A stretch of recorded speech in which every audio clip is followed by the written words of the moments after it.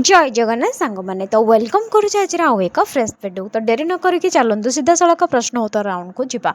तो आज प्रथम प्रश्न रही शांतिर प्रतीक केउं पक्षी को कहुए।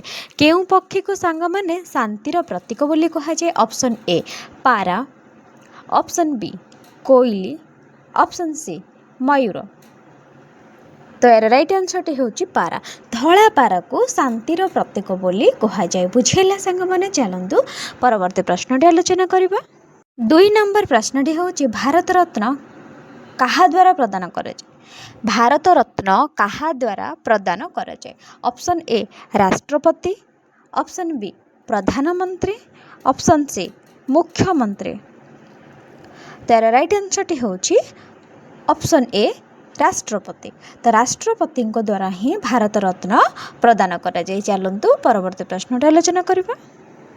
कहले देखि सांग माने केउं फूल 12 वर्ष रे थरे फुटी थाए। एमिति केउं फूल अछि जे कि 12 वर्ष रे थरे फुटी थाए। ऑप्शन ए गोलाप फूल, ऑप्शन बी नीलकुरंजी फूल, ऑप्शन सी नागपुष्प। तार राइट आंसर टी होची ऑप्शन बी नीलकुरंजी फूल। तो नीलकुरंजी फूल 12 वर्ष रे थरे लाखे फुटी थाए। बुझेला। चलंतु परवर्ती प्रश्न आलोचना करबा। अच्छा सांग मैंने 4 नंबर प्रश्नटी टिके इंटरेस्टिंग अच्छे। बहुत सर्च कलापर मुझे प्रश्नटी पाइली आ प्रश्नटी मोपाई भी नुआ अच्छी। उत्तरटा भी शुणिकी मत भी टिके आश्चर्य लगू। जदि उत्तर टिके भूल अच्छी ताहले मते कमेंट बॉक्स में निश्चिंत जनइबे। तो प्रश्नटी होती कदली सांगे कौन खाइले मनुष्यर मृत्यु हो पारे। ऑप्शन ए माछ, ऑप्शन बी क्षीर, ऑप्शन सी अंडा।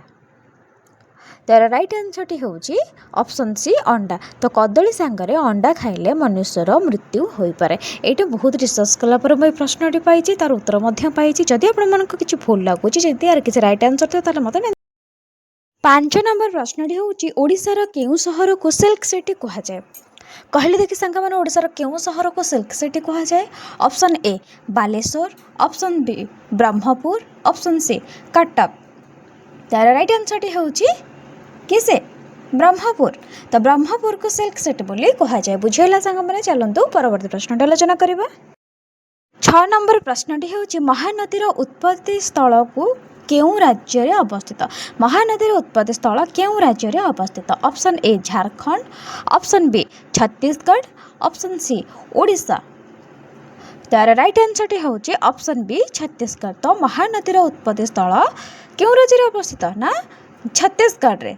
बुझेला। छत्तीसगढ़ रे ही उत्पत्ति होता। बुझेला। जदि बुझेला चैनल को निहाती सब्सक्राइब करंतु, लाइक करंतु, शेयर करंतु। और जदि किसी भूल रही ताहले मते कमेंट रे निहाती जणांतु।